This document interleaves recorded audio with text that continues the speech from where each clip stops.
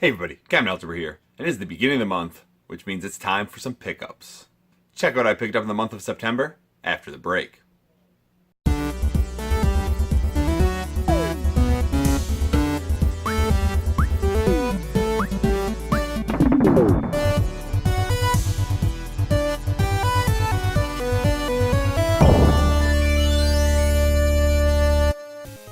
Alright, so I know it's late this month. I normally get it out on the 1st, but I was going to Nashville the weekend before to see the Tennessee Titan game, and I did not have a time to pack, do schoolwork, spend time with my family, and get my video recorded before then. So, and then coming back, the first week back, I started basketball and other things going on, so just super busy, but here, we've got it, finally, a little late, but it's here.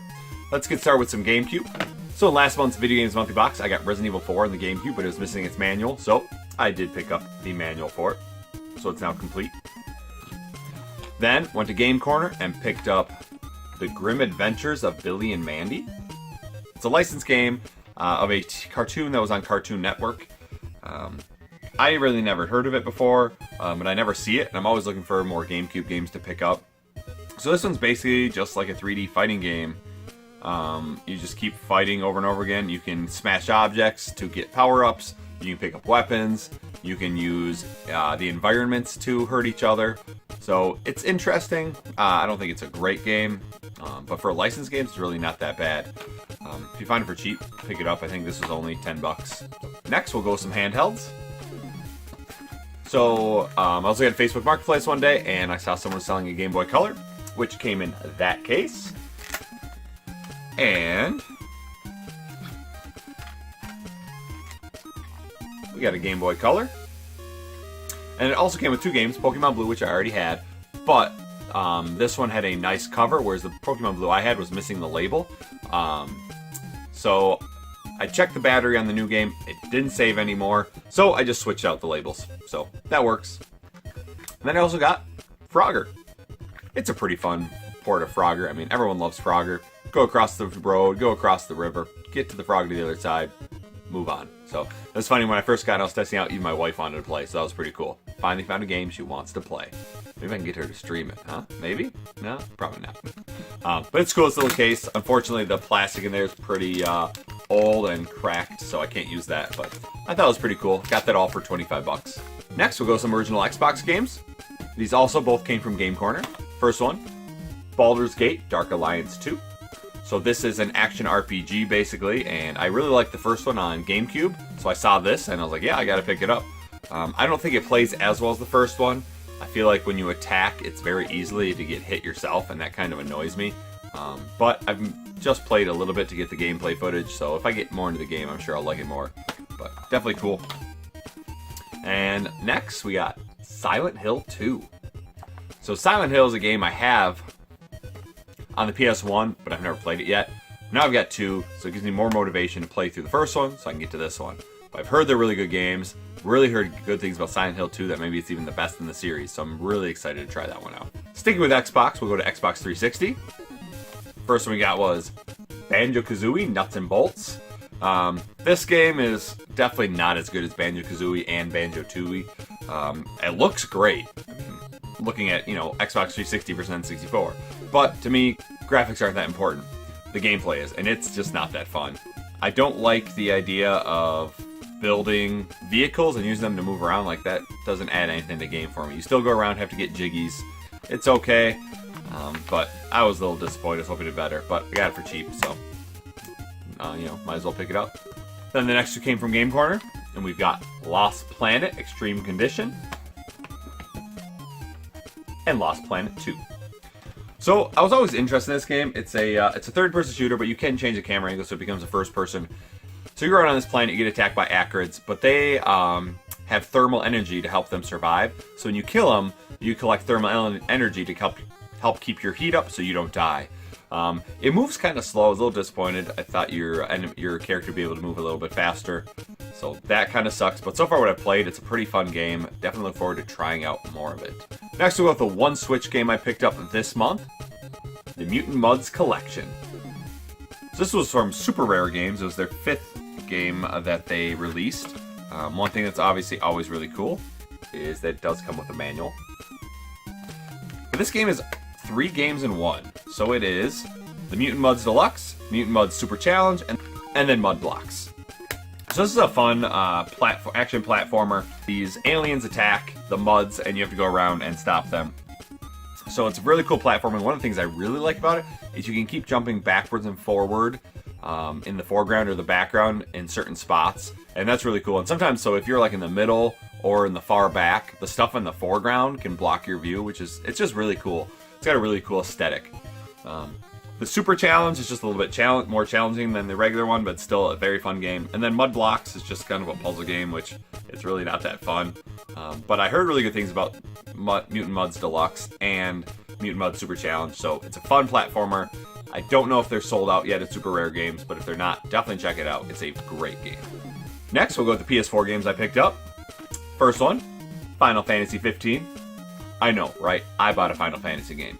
So here's the deal. I was at GameStop, and there was 3 games for $25 that were $14.99 and under.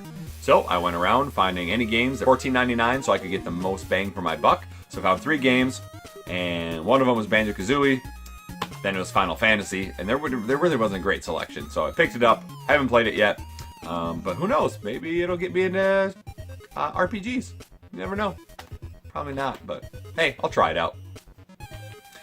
Next was the third game that I got that was $14.99. Again, I paid $25 for all of these, so that's just over $8 each. So I was pretty happy with that. Injustice: Gods Among Us.